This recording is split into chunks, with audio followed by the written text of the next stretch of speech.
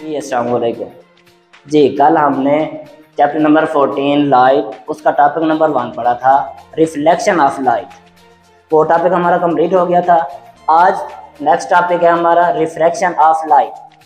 अब रिफ्रैक्शन क्या होती है? बेसिकली जो लाइट आके किसी मीडियम के साथ, रेयर मीडियम से आके डेंसर मीडियम के साथ स्ट्राइक करके अगर वापस जाती थी तो उसको क्या कहते थे हम? Reflection of light. अगर अब लाइट रेयर मीडियम से आके डेंसर मीडियम के ऊपर स्ट्राइक करके उस डेंसर मीडियम में से पास होके गुजर जाती है, उसको क्या बोलेंगे?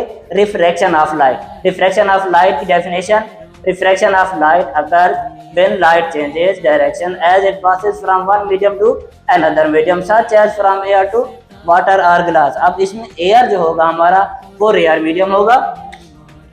एयर हमारा कौन सा मीडियम? Rare medium.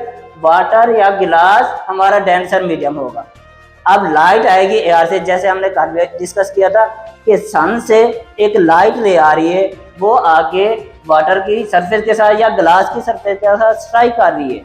अब जो सन से लाइट की रे आई है, एयर में से पास होके, वैक्यूम में से पास होके, वो वैक्यूम और एयर हमारा कौन सा मीडियम था? रेयर मीडियम था। अब आके वाटर की सरफेस के साथ या गिलास की सरफेस के साथ स्ट्राइक किया उसने, तो ये हमारा कौन सा मीडियम हो गया? Denser medium. अगर वो इस मीडियम में से पास हो जाएगी, पास होने के बाद बेंड हो जाएगी, उसको क्या बोलेंगे? Refraction of light. उसकी एक्सप्लेनेशन में हम डिस्कस करते हैं। ये एक डायग्राम है, ये डायग्राम है, इसको हम डिस्कस करते हैं। ये हमारी इंसिडेंट रे है, जो सूरज से एक रे आ लाइट रे आ रही है, वो आके इस मीडियम के साथ स्ट्राइक करती है। ये हमारा रेयर मीडियम हो गया और ये हमारा कौन सा? डेंसर मीडियम हो गया। अगर वो इसमें से पास होके फिर थोड़ी बेंड हो जाए तो इसको क्या बोलेंगे? Refraction of light. ये इंसिडेंट रे होगी। सेम उसी तरह ये जो एंगल होगा इंसिडेंट रे का एंगल, वो एंगल ऑफ इंसिडेंस हो गया। सेम ये नॉर्मल हो गया। और ये रिफ्रैक्टेड रे, लास्ट लेसन में हमने पढ़ा था रिफ्लेक्टेड रे, और ये कौन सी होगी? रिफ्रैक्टेड रे, कि वो मीडियम में से पास होके, डेंसर मीडियम में से पास होके फिर बेंड हो गई। पहले हम अगर इसकी डायरेक्शन देखें इंसिडेंस रे की, ये उसके पैरेलल नहीं है, उससे बेंड हो गई है। अब ये जो एंगल बनेगा नॉर्मल के साथ, कल हमने डिस्कस किया था कि वो रिफ्लेक्शन के अंदर यहाँ पे एंगल बन रहा था, वो रिफ्लेक्टेड एंगल था। बन किसके साथ रहा था? नॉर्मल के साथ ही बन रहा था। ये भी एंगल किसके साथ बनेगा? नॉर्मल के साथ ही बनेगा। लेकिन ये जो एंगल होगा कौन सा एंगल होगा? Refracted angle of refraction. ठीक है, ठीक है जी। ये कौन सा एंगल बना? एंगल ऑफ रिफ्रैक्शन, क्योंकि ये लाइट रे जो रिफ्रैक्ट हो रही है उससे जो एंगल बन रहा है वो एंगल ऑफ रिफ्रैक्शन। अब उसकी एप्लीकेशन आ जाती हैं, या उससे पहले एक एक्सप्लेनेशन आ जाती है कि ये जो हमारी लाइट की रे रिफ्रैक्ट होती है, अब वो जो रिफ्रैक्ट होने के बाद वो किस तरफ बेंड होगी? नॉर्मल की तरफ बेंड होगी या नॉर्मल से अवे बेंड होगी? When light moves from rare medium to a denser medium it bends towards the normal. When light moves from denser medium to rare medium it bends away from the normal. इसका क्या मतलब है? ये देखिए जी, light रे आ रही है, incident ray, वो रेयर मीडियम से आके डेंसर मीडियम के साथ स्ट्राइक करेगी। जब वो डेंसर मीडियम के अंदर पास होगी, रेयर मीडियम से डेंसर मीडियम के अंदर पास होगी, जब वो डेंसर मीडियम के अंदर है वो नॉर्मल की तरफ बेंड होगी।